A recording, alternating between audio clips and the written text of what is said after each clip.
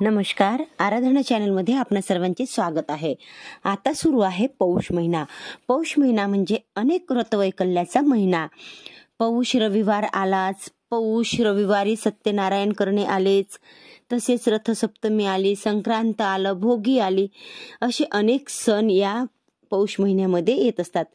त्याच प्रकारे एक व्रत म्हणजेच आपल्याला दर रविवारी, पौष महिन्यातल्या दर रविवारी सूर्यनारायणाचे व्रत करायचे आहेत। तर तेव्हा का करावे हे व्रत? तर आपल्याला सुद्धा सूर्यासारखे तेज मिळावे, धन दौलत मिळावी, व्यापारामध्ये वृद्धी व्हावी, स्त्रियांना अखंड सौभाग्य लाभावे, तसेच चांगल्या आरोग्याची प्राप्ती व्हावी, यासाठी हे सूर्यनारायण व्रत पौष महिन्यातील प्रत्येक रविवारी करण्यात येते। पौष महिन्यातील रविवारी उपवास करून सूर्यनारायणाची पूजा करण्याची पद्धत असते। ज्यांना ज्यांना हे सूर्यनारायणाचे व्रत करायचे असते त्यांनी सकाळी सूर्योदयापूर्वी उठावे। का? तर काही कामं अशी आहेत की हे व्रत सुरू असताना ती आपल्याला करायची नाहीत। कोणते? तर बघा, सूर्योदयानंतर केस विंचरायचे नाहीत, म्हणून सकाळी लवकर उठून अंघोळ करायची आहे आणि लगेचच केस विंचरून घ्यायचे आहे। पूर्वीच्या काळी तर अगदी लहान मुली देखील पौष महिन्यात रविवारी केस विंचरत नसत। त्यानंतर सर्वात पहिलं काम म्हणजे सूर्य उगवते वेळी सूर्याला अर्घ्य द्यायचं आहे। समजा तुम्हाला उठायला उशीर झालाच तर जास्तीत जास्त सकाळी 8:30 ते 9 वाजेपर्यंत अर्घ्य दिले पाहिजे आणि म्हणूनच निदान व्रतस्थ व्यक्तीने तरी सकाळी लवकर उठावे आणि सूर्याला अर्घ्य देण्यासाठी तांब्याच्याच भांड्याची निवड करावी। त्यामध्ये स्वच्छ पाणी घ्यावे, त्यात हळद, कुंकू, फूल, पांढरे तीळ टाकावे आणि सूर्याकडे तोंड करून ओम सूर्याय नमः असे म्हणावे। महिलांनी ओम घृणी सूर्याय नमः असे म्हणावे।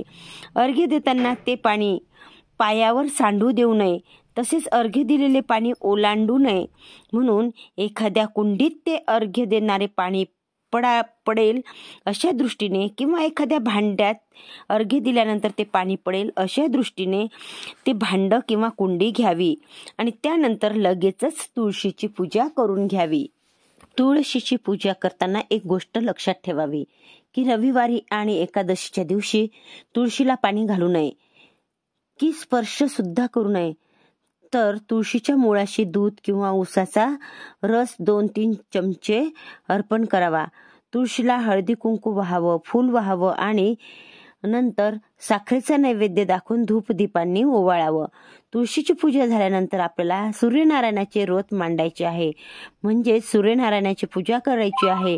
ही पूजा सकाळच्या वेळीच करायची आहे। कोवळ्या उन्हात ही आपले डी विटॅमिन असते, त्यामुळे कोवळ्या उन्हात ही पूजा करायची आहे आणि हे डी विटॅमिन आपल्याला आरोग्यासाठी अतिशय महत्त्वाचे असते। म्हणून ही पूजा वरती गच्चीवर करा किंवा अंगणात करा। तुळशीजवळ सुद्धा तुम्ही ही पूजा मांडू शकता आणि हेही शक्य नसेल तर घरात देखील मांडायला हरकत नाही, पण शक्यतोवर ज्या ठिकाणी ऊन येईल त्या ठिकाणी ही पूजा मांडावी।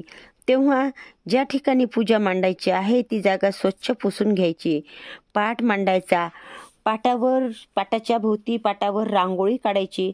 पाटावर रांगोळीच्या सहाय्याने सूर्यदेवाची प्रतिमा काढायची, म्हणजेच आदित्य राणूबाई सुद्धा सोबत काढायची आहे आणि ती प्रतिमा तुम्ही चंदनाने, ओल्या हळद कुंकवाने देखील काढू शकता, पण शक्यतो रांगोळीच काढायची आहे।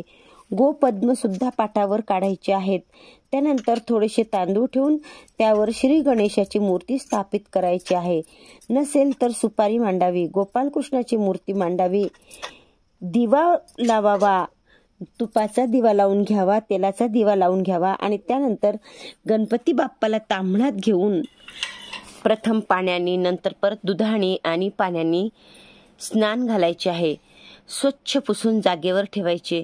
नंतर हळद, कुंकू, अक्षदा वाहायच्या, वस्त्रमाळा अर्पण करायच्या, गूळ खोबऱ्याचा नैवेद्य दाखवायचा आणि धूप दीप ओवाळायचा अशाच प्रकारे आपण गोपाल कृष्णाची पूजा करायची आहे, आदित्य रानूबाईची देखील पूजा करायची आहे, फुले वाहायची आहे, गुळ खोबऱ्याचा नैवेद्य, तिळगुळाचा नैवेद्य दाखवायचा आहे, फळे असतील तर त्याचा देखील तुम्ही नैवेद्य दाखवायचा. या दिवशी बोरे, ऊस, गाजर, पेरू याचा देखील नैवेद्य दाखवला जातो. ही सर्व पूजा करत असताना सूर्याची 12 नावे जी आहेत ती मी तुम्हाला डिस्क्रिप्शन बॉक्समध्ये देत आहे, ती म्हणायची. त्यानंतर आरती करायची, कापूर आरती करायची आणि या दिवशीचा उपवास हा सूर्यास्तापूर्वी सोडायचा असतो. पण त्यापूर्वी आदित्य रानूबाईची कहाणी सांगायची असते. जास्त मोठी कहाणी ऐकायला आणि सांगायला वेळ नसेल, कारण आजकाल बाया सुद्धा म्हणजे स्त्रिया जॉबला जातात, इतर काही कामं करतात, घरची कामे जास्त असतात. म्हणून तुमच्याजवळ जर जास्त वेळ नसेल तर अगदी 5 शब्दाची कहाणी, त्याला 5 शब्दाची कहाणी असे म्हणतात, ती सांगितली तरीही चालते. ती कहाणी मी तुम्हाला सांगते बघा. जाई जुईचा मळा, 7 समुद्राचं पाणी. जाई जुईचा मळा, 7 समुद्राचं पाणी, अशी रानूबाई शहाणी, ऐका सूर्यदेवा ही 5 शब्दाची कहाणी. कहाणी सांगण्यापूर्वी सर्वांनी, कहाणी ऐकणाऱ्यांनी आणि कहाणी सांगणाऱ्यांनी देखील आपल्या हातामध्ये, उजव्या हातामध्ये तांदूळाच्या अक्षदा घ्यायच्या असतात आणि ही कहाणी झाल्यानंतर, ऐकल्यानंतर त्या अक्षदा सूर्यदेवाला वाहाव्यात, सूर्यदेवाला नमस्कार करावा. अशा प्रकारे आपण सूर्यदेवाची उपासना करू शकता. ओम सूर्याय नमः.